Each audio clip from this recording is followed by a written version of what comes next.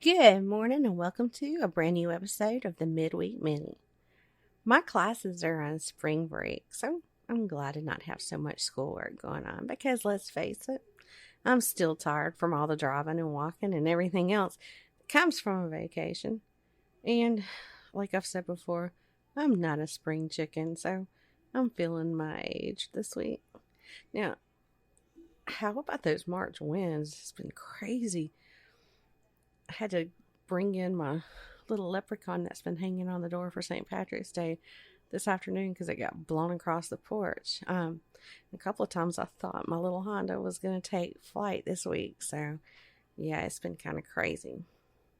All right, y'all. So, on today's episode, we're going to be talking about another sensitive subject. I don't go into a whole lot of detail, so, it's still disturbing, though. Now, it does deal with murder and decapitation, but also mental illness. The murder itself took place back in 2017, and I had shared the original story about it on Facebook back then, and it showed up in my memories the other day. Well, I had almost forgotten about it. And then I got curious about the outcome because I had never heard or read an update on it.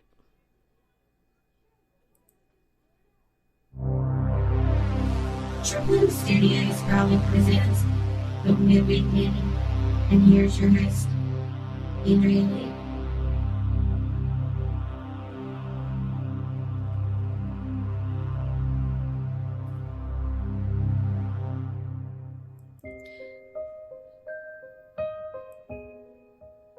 Now, before we get started on that, I just want to give an update on a missing person case that I talked about last week.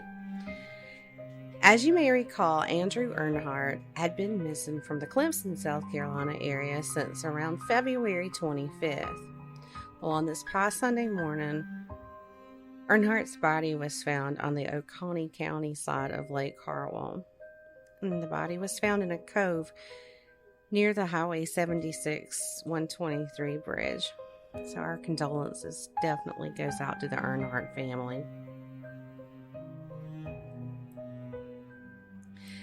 5 years ago, this past Sunday, an 18-year-old man named Oliver Mauricio Funes Machada was charged with first-degree murder. Authorities in Zebulon, North Carolina say that he decapitated his own mom and then called 911.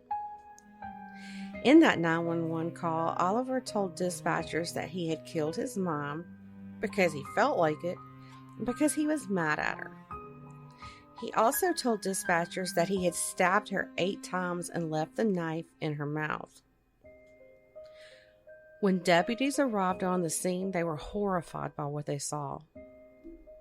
Oliver exited the home with his mom's head in one hand and the weapon he used in the other. His mom's body was found inside of the home. Deputies have called the crime scene horrific. Like something from a horror movie, I'm sure. The mother has been identified as 35-year-old Yesenia Funez Beatriz Machada. There was also 2 young children in the home when this all happened, but they were physically unharmed. And y'all, there's no telling how much mental damage this did to these kids. They were only 2 and 4 years old. It was Oliver's little sisters, I believe, is what I read. And Oliver has a brother also, but fortunately, he was in school when this happened. Deputies say that when they took Oliver into custody, he placed the head on the ground. And at the time, Oliver was charged with first-degree murder, and he was held with no bond. When deputies searched the home, they found bloody shoe prints, a large butcher knife with what was believed to be blood on it, and then in the clothes hamper, they found bloody clothing. Authorities also found 4 different prescription medication bottles with Oliver's name on it, and that medication that they found is used to treat psychosis and schizophrenia. So clearly, Oliver was being treated for mental illness at one point. In the months that followed, Oliver underwent mental evaluations, and in October of the following year, so that would be 2018, he was found incompetent to stand trial and the charges were dropped. During those evaluations, it was found that Oliver believed that God had instructed him to do the things that he did, and there was also these dark spirits that he thought his mom was possessed with, and they were leading him and his mom to behave the way they had. On the day that he murdered his mom, he says that God's voice didn't stop him from hitting her, so he believed that he should continue with the attack. During the hearing that was held to drop those charges, Oliver said, and this is his quote, "I just want to say I'm sorry if I let my family down, and I just hope God forgives me," end quote. He was then involuntarily admitted to Central Region Hospital for mental health care. If at any time he is found competent to stand trial, he will be brought up on those charges. Now, the thing about it is Oliver doesn't believe that he has a mental illness, and he doesn't want to continue taking medication. You know, we hear that a lot with mental patients.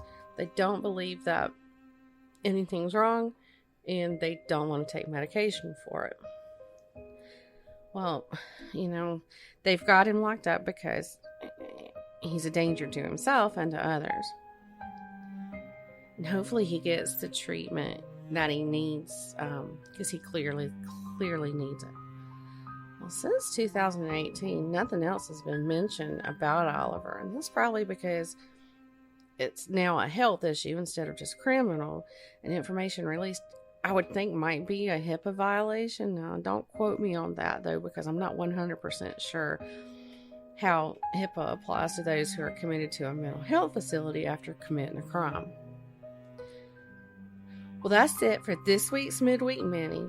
Y'all have a great day, and don't forget to come back on Friday evening for What the Friday.